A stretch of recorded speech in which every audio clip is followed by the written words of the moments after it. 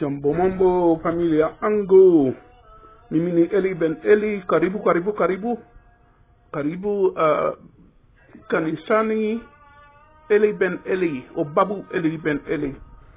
I wanted to make a quick video. This is not going to be very long. My tablet is running out of juice. It's running out of juice. But if you haven't liked and subscribed to my channel, please do so. I have now 2 other means of recording my videos that I have to properly configure, but you know, we shall see how that goes in the near future. Once again, I wanted to talk about my favorite topic of late, and that is the topic of Marwa, the 2 mules, and the old horse. You know, I don't know if any of you watched the video of Rocio, Queen and Princess Rocio, washing the horses. I found that video to be very funny. Again, Marwa is doing what Marwa does best, namely talking, running his mouth, giving everybody instructions, telling them how to do this, how to do that, while he himself does absolutely nothing. And along comes a man who's supposed to be a medical doctor with some spray, oh my God, medicine in Kenya, with some spray for horse wounds, which he says can be used on people too. Now, Marwa, knowing everything under the sun, sprays some of the wounds like he's supposed to, and then just starts spraying the entire body of the animal using this spray. Mind you, he only has 1 can of this stuff, you know, and in the middle of the whole thing, the funniest thing happens. One of the gray horses that, you know, if an animal can express a dislike for a person, this animal just does not like Marwa. In the middle of the whole thing, this horse pulls loose. Marwa, the great horse expert, who is telling Rocio and everybody else what to do while he himself does absolutely nothing. If you looked at the harness was not properly put on. It was very, very slack. And so the animal just, you know, please understand something. Horses are very smart, but mules are very smart too.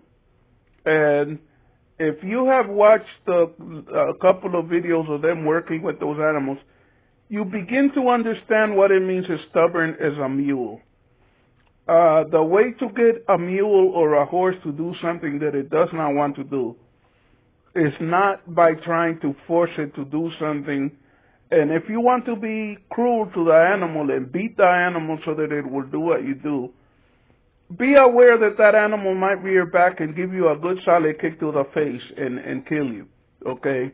But the simplest way to do it would be find something that the animal likes eating, feed it a little bit of that, and draw it along. You know, it's like there's a saying that I'm sure all of you are familiar with, the carrot and the stick approach. You can use a stick to persuade a horse to do things, or you can use a piece of carrot. You can use a treat, and you let the animal taste a little piece of it. The animal likes it, and you say, come on, and you offer it more, and it follows you. That's how you train animals, you know. But Marwa was trying to tell Rocio to hit the animal on the behind and everything. Rocio very wisely told him, no, I'm not going to do that. The horse won't respect you. You have to do that yourself. And so he went ahead and tried doing that, and it's only by the grace of God that one of those animals did not give him a good solid kick to the face. Folks, you know, I don't like to be a person who predicts bad things. Something tells me, you know, I hate to even say it, I hate to even speak it into existence, but something tells me that someone is going to end up getting seriously hurt. And the person who's going to end up getting, I can tell you right now, the person who will get hurt is not going to be Marwa. Marwa is incredibly, incredibly lazy. The only part of Marwa that works on a regular basis is his mouth. He likes telling people what to do, how to do things and everything, but when it comes time to actually do work, Marwa does not do any work. I think that Marwa thinks that he's some sort of that he's so important that he shouldn't have to do work. All that he has to do is tell other people how to do work. The people that are working with those animals need to use their own head. If they keep paying attention to Marwa and his foolishness, the day that one of those horses gets angry enough to hurt one of them, it's not going to be Marwa that will be hurt. Here's a hint. When an animal, a horse, stamps his front foot, one of his front feet, pardon me, that animal is, what do you think a person would be trying to tell you if you're talking to them or doing something with them and they keep stamping their feet? Or if they make a fist and slam it on a table, they're trying to politely tell you, I'm annoyed, I'm impatient. And, you know, what you should listen to is the sound that they make when they hit the ground with that foot. Because that sound would accompany a lot of pain if it's not the ground that they're hitting, but it's you. Okay? An animal is like a human being in certain ways. Most human beings, when they're going to do something badly to you, a lot of times they'll tell you ahead of time.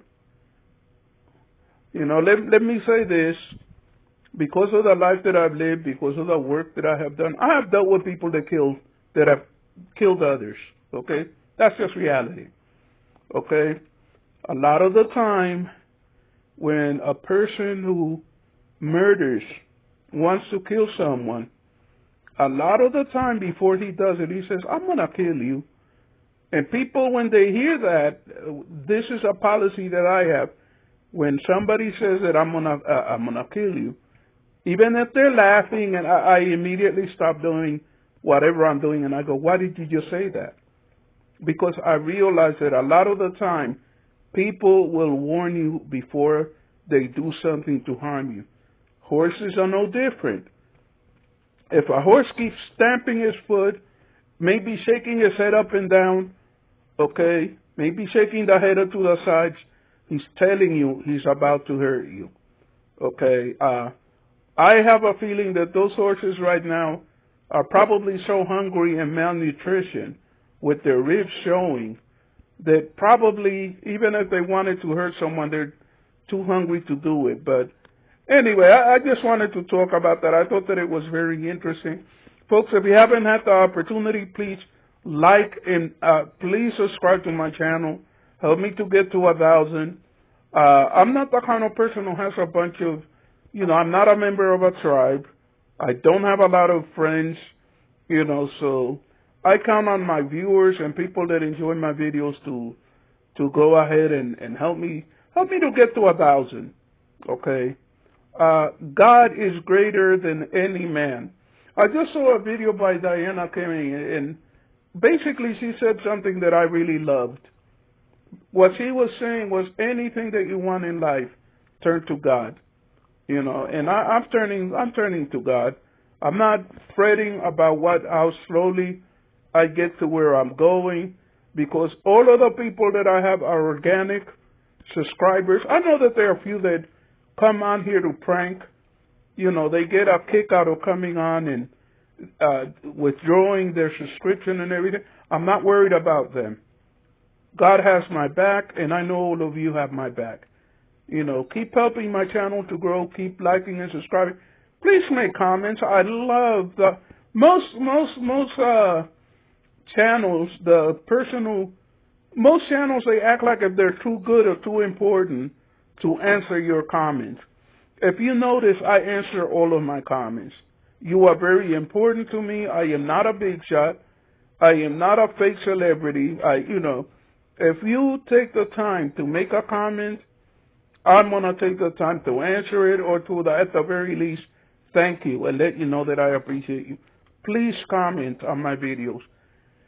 May God bless each and every one of you. And I recently came up with a saying, you know, a boss learns how to say twendele, twendele. A fool learns how to say mos mos, pole pole, pole pole, pole pole, pole pole. Why is the answer pole pole to everything?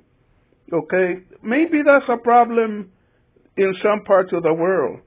Instead of bestirring themselves and trying to do something, they're too busy going pole pole, pole pole. Your yard is filthy with construction material. Pole pole, pole pole. You know, it's like, get off your ass and do something. Pole pole is for the dead. If you're alive, twendele. Santia Sana, if you have watched the video this far, please again like and subscribe. And you know, I thank you for the support that you all are extending me. By the grace of God, the channel is starting to grow again. You know, in the meantime, may each of you have a wonderful day. Quiet.